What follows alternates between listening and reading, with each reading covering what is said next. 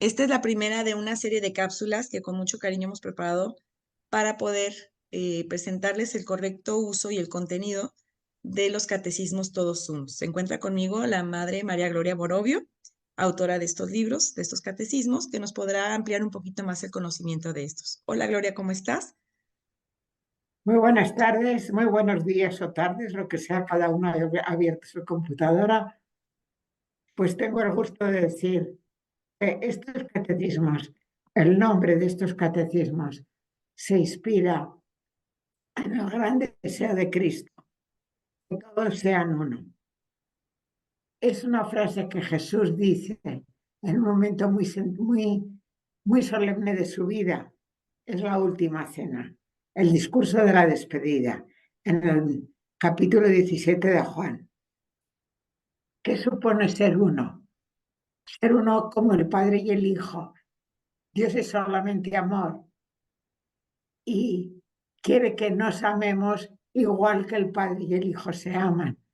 Ciertamente la aspiración de toda persona humana, sea consciente o inconsciente, es el amor sin límites, el amor total, el amor verdadero.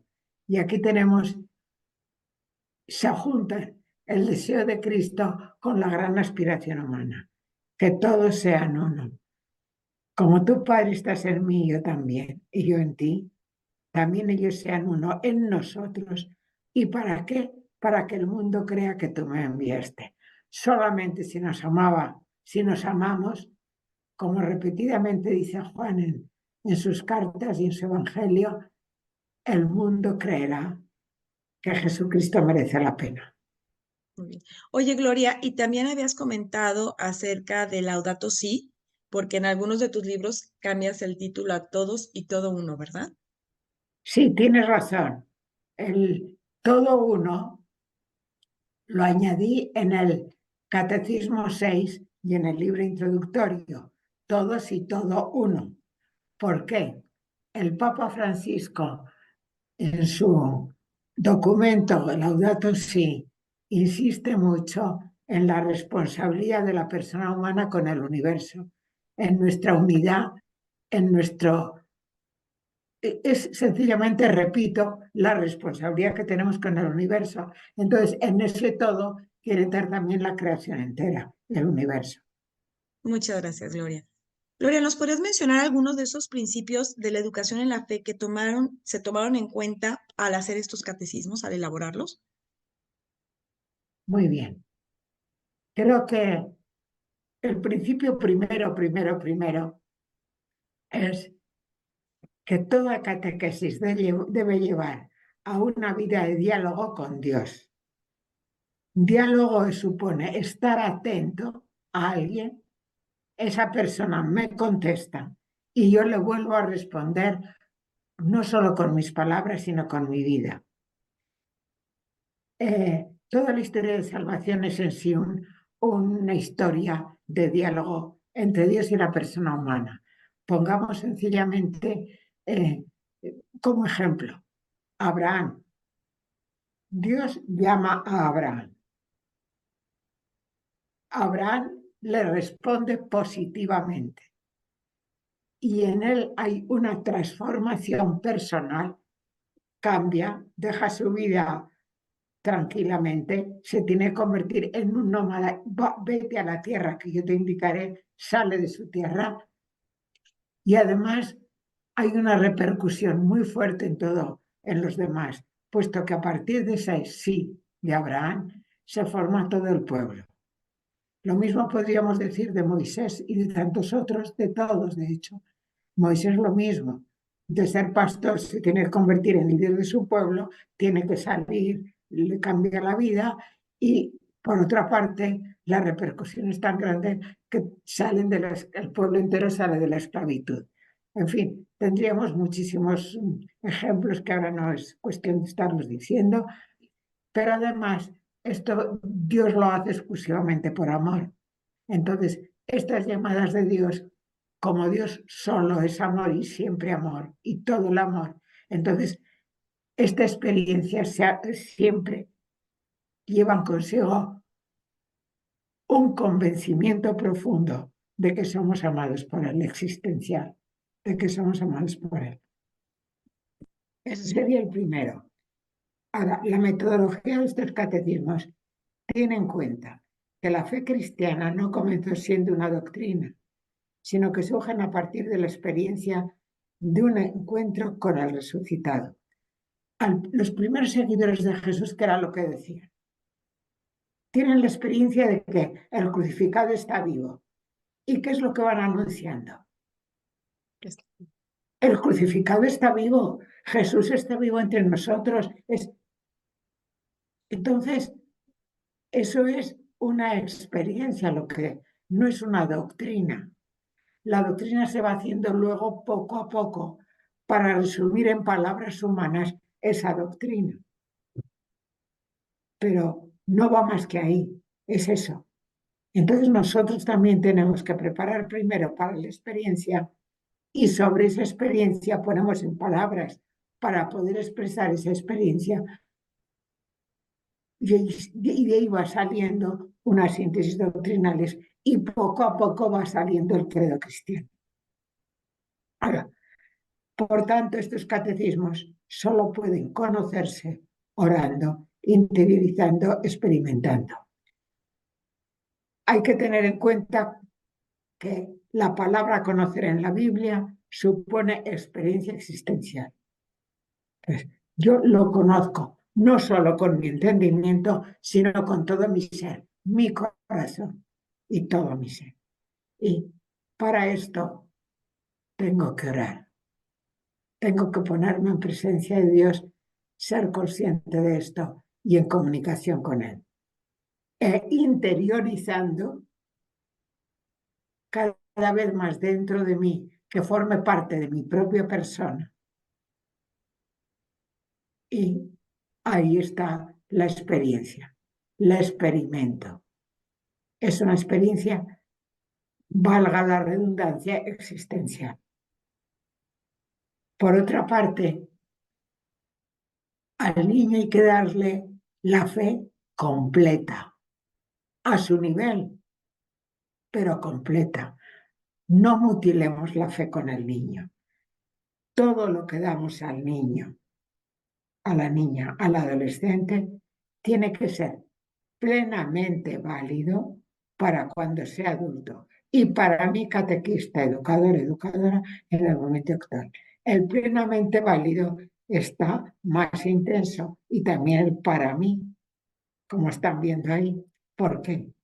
Porque cuando el chiquillo llega a los 20 años, ay, aquello que me dieron a los 6, pues ya no, no. Aquello que me dieron cuando yo tenía 5 años, ¿cómo me sirve ahora? Lo mismo cuando llega a los 40 o a los 80. Aquello que me dieron de pequeño, ¿cómo me sirve? Porque era algo dicho muy sencillamente, pero con mucha profundidad. Y luego para mí, si yo no lo vivo, si yo antes no oro con ese tema que voy a dar, oro con él, lo hago vida mía y trato de practicarlo en la vida, yo no puedo darlo de manera existencial para que le llegue a lo más profundo. O sea, para mí tiene que ser también experiencia y vida. Está bien. Muchas gracias, Gloria. ¿Podrías ahora explicarnos un poco el contenido de cada uno de estos catecismos? Perfecto. Vamos a ir pues poco a poco. Estos catecismos tienen un contenido que tiene en cuenta la parte antropológica, o sea, el crecimiento humano de la persona. Y por otra parte, según esa capacidad de crecimiento, con su crecimiento, hay unos principios bíblico-teológicos que se le van dando sin mutilar nunca la fe, haciendo siempre que la fe sea integral, pero a su nivel. Por ejemplo, en el primer grado, el niño está despertando a la vida, entonces tiene la experiencia de ver, oír, tocar, Entonces, se insiste en que Dios me da manos, me da ojos, me da boca, etcétera, los sentidos. Y luego se empieza, el bíblico teológico va poniendo las distintas partes del credo a lo largo del año. Al final del año ven todo el credo, pero no como una cosa aprendida de memoria así sin más, de carretilla, no, sino como algo existencial, porque lo he ido viendo parte por parte. Dios me da las manos, por ejemplo, en Dios creador, ¿no? Tú me das con un amor infinito porque me quieres mucho. Gracias, Dios mío. Me das los árboles, me das la luz. Ahí está Dios creador, etcétera. Y así vamos siguiendo, ¿no? En el segundo grado, este niño ya tiene un poco más de comprensión y es capaz de caer en la cuenta de que tiene algo distinto a lo que tiene su perrito y su mascota, ¿no? Tiene entendimiento, tiene voluntad, puede decir sí o no voluntariamente, conscientemente, a su nivel y una capacidad de amar. Entonces se va profundizando en estos tres aspectos y sigue el programa, sigue la misma secuencia que en primero, pero muy profundizado, ya adaptado a su mayor capacidad.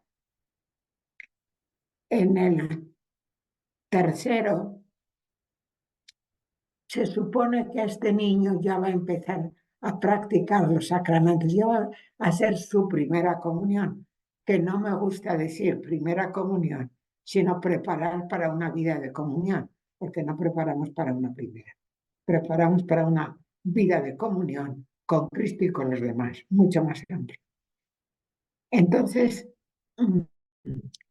por lo tanto, y el contenido es el año litúrgico y los sacramentos. Un aspecto importante humano de los sacramentos es el sentido de comunidad, que es básico en toda la liturgia cristiana, y el sentido de los símbolos y de los signos. Entonces, hay unos temas como a nivel humano también nos comunicamos con signos y con símbolos, y como el sentido de comunidad, yo no puedo vivir solo, porque para todo lo que tengo yo necesito a los demás.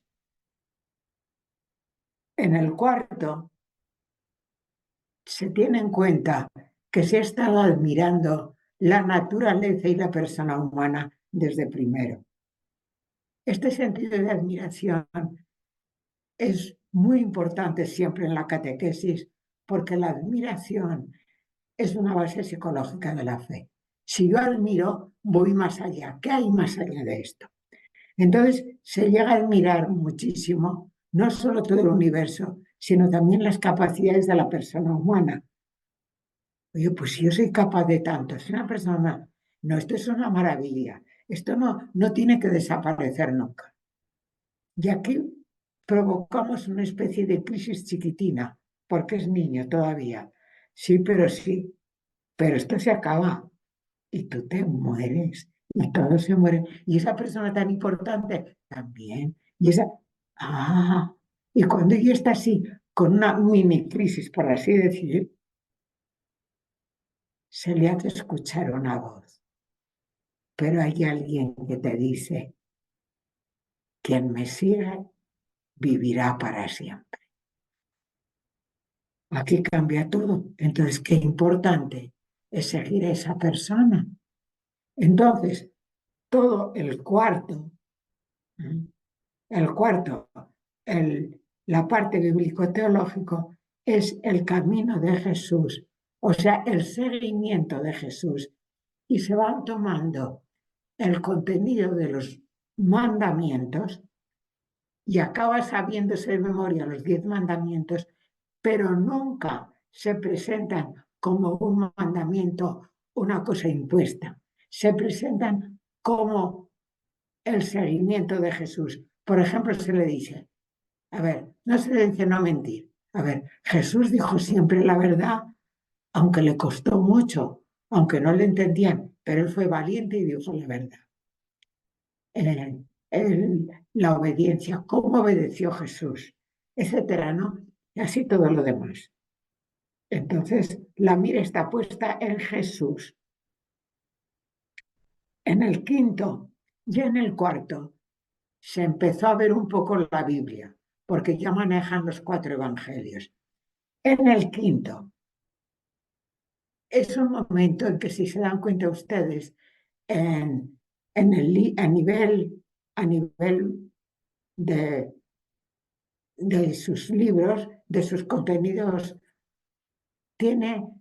se estudian ya lo que es una parábola, una fábula, una poesía, y ya saben distinguir que la fábula, la poesía y demás tiene unas palabras que tienen un mensaje que no es exactamente como, que no dicen exactamente, las palabras van más allá del mensaje. ¿Sabes? Como los géneros literarios, ¿verdad, Gloria? Entonces están ya los géneros literarios. Entonces nosotros podemos ya explicarle, podemos ya hablar de géneros literarios en la Biblia.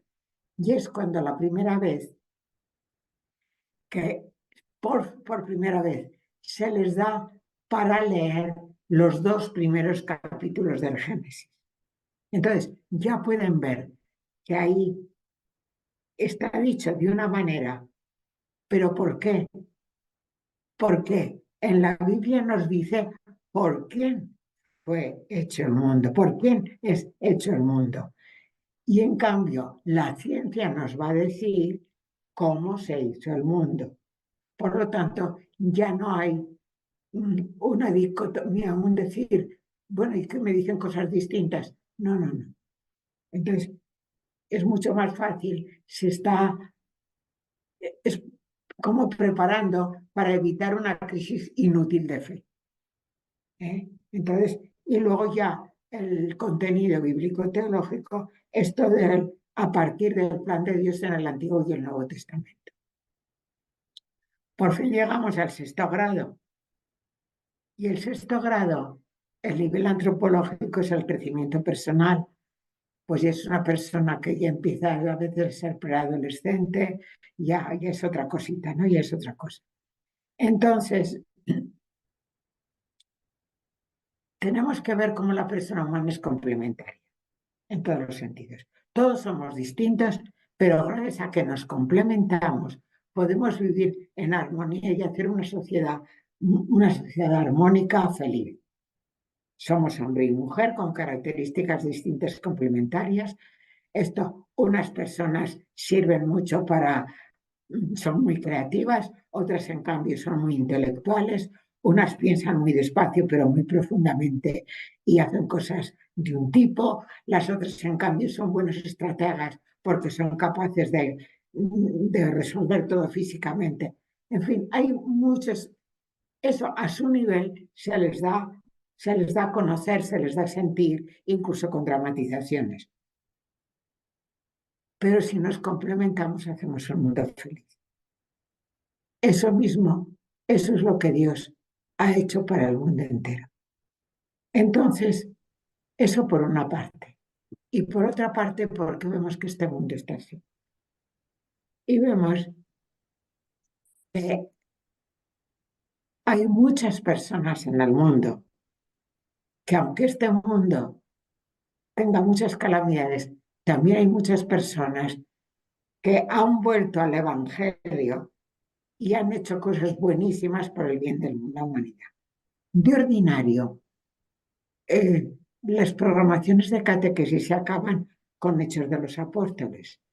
Y en todo caso, con los mártires de Roma. Bueno, y todos los mártires de la cristiada no son héroes de la fe. Y los grandes santos y no santos canonizados, pero que han servido a Jesucristo, no son héroes de la fe. Un Ignacio de Antioquía que no quiso nunca tener 2 caras y prefirió, antes que tener 2 caras, que lo echaran a los leones. Una Catalina de Siena, que siendo una joven todavía y casi analfabeta, pudo hacer que la Iglesia incluso cambiara un poco de ritmo, amonestando al Papa. O sea, son cosas, son héroes de la fe. Y resulta que nosotros muy bien, Hidalgo muy bien, es un héroe, es maravilloso. Claro que lo tenemos que saber estudiar y admirar. Pero, ¿y los héroes de la fe a lo largo de la historia? Entonces, el programa sigue desde Hechos de los Apóstoles hasta nuestros días la acción del Espíritu Santo a partir de personas concretas en la historia, cuyos valores, cuyas actitudes, aunque están lejanos en el tiempo, nos sirven para hoy. Entonces, esto sería el catecismo, Sexto. los contenidos de estos catecismos, básicamente. Gracias. Gloria, y por último, para terminar esta cápsula, me gustaría si nos pudieras solamente mencionar, aunque no profundicemos y profundicemos en otras cápsulas, cuáles son esos principios fundamentales que maneja este programa de catecismos. Bueno, básicamente son, algunos ya los he mencionado, vida de diálogo con Dios, que inicia en el discernimiento cristiano. La educación del silencio, que es con la oración y la contemplación. El sentido de admiración y asombro, que ya lo he mencionado anteriormente, es sumamente importante para dar el salto a la fe. El sentido de gratuidad. Gratuidad, dar sin pretender recibir o recibir humildemente aunque yo no pueda dar. Y en realidad, ¿qué es una vida de Dios en nosotros? La gracia. Y la gracia que es gratuidad, gratuito. El sentido de Dios semitrinitario. Nuestro Dios no es Alá, no es otro. Nuestro Dios es Padre, Hijo y Espíritu. Por lo tanto, es un Dios comunidad y eso tiene una repercusión muy fuerte en la vida del cristiano. No somos personas encerradas a nosotros mismos, sino tenemos una apertura social, misionera universal, y digo social porque en la medida en que se va pudiendo con la capacidad de la persona, tenemos que influir en nuestro entorno y con el tiempo en la sociedad, en las estructuras, etcétera, etcétera, y en el mundo entero. Y luego hay una serie de Valores. actitudes y valores que se repiten absolutamente en todos los catecismos, con una cierta progresión o adaptación a la capacidad de la persona. Interioridad, vocación, o sea, llamada, lo que hemos dicho antes, admiración, gratuidad, responsabilidad, cuidado del medio ambiente, educación de la voluntad, obediencia, perdón y reconciliación, misión universal, justicia, sentido de la realidad social. Todos estos están explicados de alguna manera en el libro introductorio de los catecismos. Al final de cada tema hay también una síntesis doctrinal que, como he mencionado antes, no es tanto para estar memorizando, aunque puedan aprenderse de memoria, sino fundamentalmente para poner palabras concretas a la experiencia de fe que previamente se ha tratado de preparar el terreno para que el niño llegue a ella. Entonces, eso sería las síntesis doctrinales y un apartado en familia. ¿Por qué? Porque el niño no va creciendo solo. va creciendo en un ambiente y el ambiente fundamental para el crecimiento es la familia. Entonces se dan pautas a la familia para que en familia, papá y mamá, puedan ir haciendo con él, llevando este mismo, cada tema, y esto como lo vivimos también en familia. Creo que esto sería todo. Sí, Gloria, pues agradecerte y Básico.